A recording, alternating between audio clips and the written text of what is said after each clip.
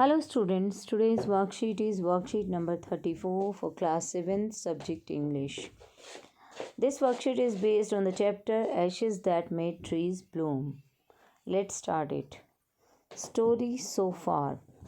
अभी तक हमने पढ़ा We have seen time and again that the dog spirit repays the old couple's kindness by helping them become rich. The neighbor couple also tries to become rich using the same method but fails. At last, the couple impresses the daimyo by making the cherry tree bloom. By spreading the ashes, the daimyo rewards the old couple with riches.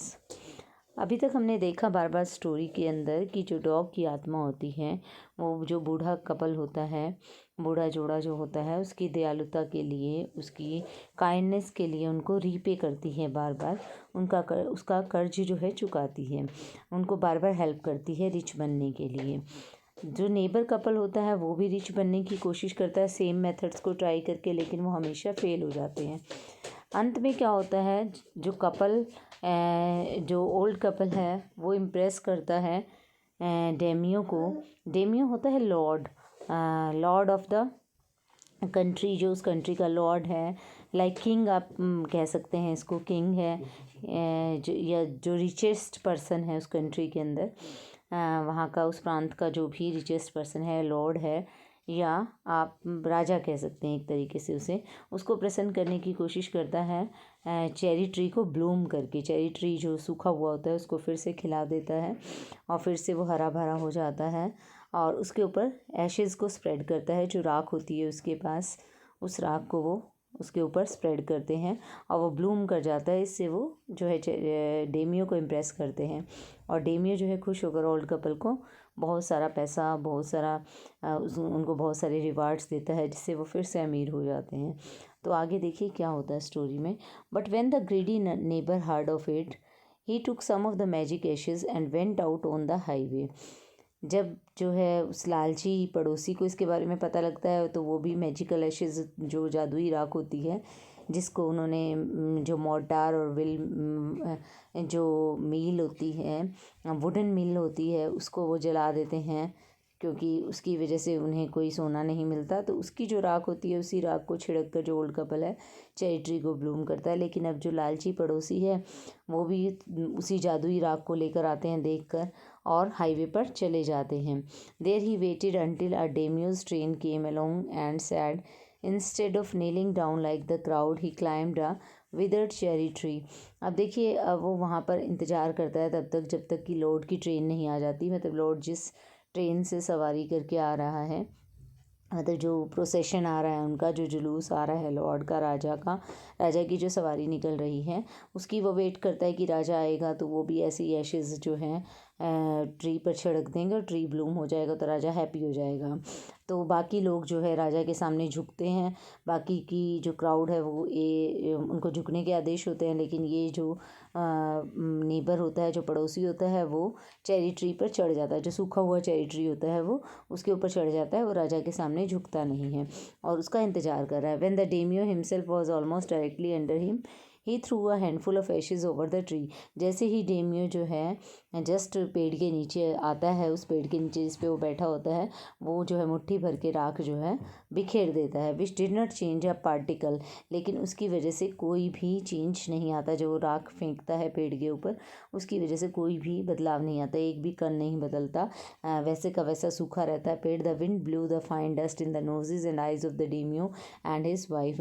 और हवा के कारण जो राख बिखेरता है, वो राख जो है डेमियो, जो यानी कि जो लॉर्ड होता है, जो किंग होता है, उसकी और उसकी पत्नी की आंखों में और उनकी नाक में वो राख चली जाती है. सच स्नीजिंग एंड चोकिंग, और उसकी वजह से वो बार बार छींकते हैं और उन्हें गले में जो है चोकिंग फील होती है, जैसे चौक हो रहा हो, गला रुक गया हो, रुकावट हो गई हो कोई. It spoiled all the pomp and dignity of the procession. इसकी वजह से सारा जो भी शान शौकत होती है, जो भी शान होती है उनकी जुलूस की, वो ख़त्म हो जाती है. The man whose business it was to cry get down on your knees seized the old fool by the collar, dragged him from the tree and tumbled him and his ash basket into the ditch by the road. तो जो एक आदमी होता है जिसका काम होता है कि ये चिल्लाना कि सब अपने घुटनों पर झुक जाएं क्योंकि राजा की सवारी आ रही है, तो वो आदमी इस जो है बूढ़े मूर्ख को, जो कि पेड़ पर चढ़ा होता है, उसको कॉलर से खींच के पेड़ से नीचे उतारता है और उसको और उसके हाथ में जो ऐश बास्केट होती है, जो राख की बास्केट होती है, टोकरी होती है, उसे दोनों को वो डिच में मतलब खाई में नीचे फेंक देता है। देन बीटिंग हिम साउंडली, और उसको पीटता है। ही लेफ्ट हिम फॉर डेड, और बिल्कुल इतना पीट देता है कि जैसे उसकी डेथ ही हो जाए, मतलब बहुत ज़्यादा उसे पीट देता है और मरने के लिए छोड़ देता है। दस the wicked old man died in the mud, इस तरीके से कीचड़ में पड़ा हुआ जो दुष्ट आदमी होता है, बूढ़ा आदमी, वो मर जाता है। But the kind friend of the dog dwelt in peace and plenty, लेकिन जो डॉग होता है, जो कि बहुत ही दयालु फ्रेंड होता है ओल्ड कपल का, वो जो है शांति, उसको शांति मिलती है उसकी आत्मा को कि जो बूढ़े आदमी ने जिसने उसे मारा था वो आज खुद मर गया। And both he and his wife lived to a green old age, और जो बूढ़ा कपल होता है वो और उसकी पत्नी जो है वो काफ़ी लंबी उम्र जीते हैं उसके बाद, और अच्छी जो है ज़िंदगी होती है उनकी, काफ़ी जो है रिच, फुल ऑफ रिचेस होती है, अमीरी से भरी हुई, और पीसफुल लाइफ जो है वो हैप्पी लाइफ जो है वो जीते हैं वो जो ओल्ड कपल हैं। तो आगे दिए गए हैं कुछ questions. Match the following word meaning with the correct picture. अब नीचे कुछ वर्ड्स दिए गए हैं, पिक्चर्स दी गई हैं, उनके मीनिंग हमें करेक्टली मैच करना है उनको। तो देखिए यहाँ पर दिखाया गया है हमें, फर्स्ट जो है हमें दिया गया एशेज़। अब एशेज़ होता है राख, तो उसका मीनिंग दिया गया the powdery residue left after the burning of substance. जब हम किसी चीज़ को जलाते हैं तो उसका जलने के बाद जो पाउडर फॉर्म में वो आती है, जो उसे जो है एशेज़ कहा जाता है, राख कहा जाता है। तो ये देखिए ये पिक्चर दिखाई गई है यहाँ पर एशेज़ की। विदर्ड होता है ड्राई एंड श्रिवल्ड, मतलब मुरझाया हुआ, सूखा हुआ। तो ये देखिए ये फ्लावर्स जो हैं आपको यहाँ पर दिखाई दे रहे हैं कि ये विदर्ड हैं, ये सूख गए हैं, मुरझा गए हैं। डेमियो होता है ग्रेट लॉर्ड, यानी कि महान राजा, एक तरीके से आप कह सकते हैं, मालिक को कहते हैं लॉर्ड। तो डेमियो जो है, ये डेमियो की पिक्चर दिखाई गई है यहाँ पर। Read the passage and choose the correct answer. अब देखिए ऊपर दिए गए पैसेज से हमें इन क्वेश्चंस के आंसर करने हैं।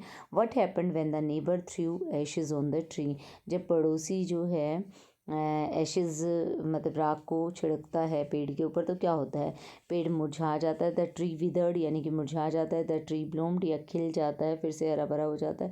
देयर वाज नो चेंज, तो देखिए इसका आंसर क्या होगा, देयर वाज नो चेंज, क्योंकि विदर्ड ट्री पे पहले से ही वो चढ़ता है, जब जिस पेड़ पे चढ़ता है वो पहले से ही मुरझाया हुआ होता है। तो राख इसीलिए छिड़कता है कि वो ब्लूम कर जाएगा, लेकिन ऐसा नहीं होता, कोई चेंज नहीं आता। तो सी आंसर हो जाएगा करेक्ट आपका इस क्वेश्चन का। Why was the daimyo angry with the old man, daimyo जो है क्यों बूढ़े आदमी से क्यों नाराज़ होता है daimyo.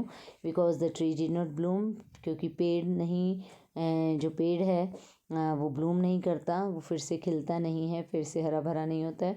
Because the dust blew in the Demius eyes, या फिर डस्ट जो है डेमियो की आइज़ और नोज़ में चली जाती है। Because the old man came in is वे, या ओल्ड मैन उसके रास्ते में आ जाता है।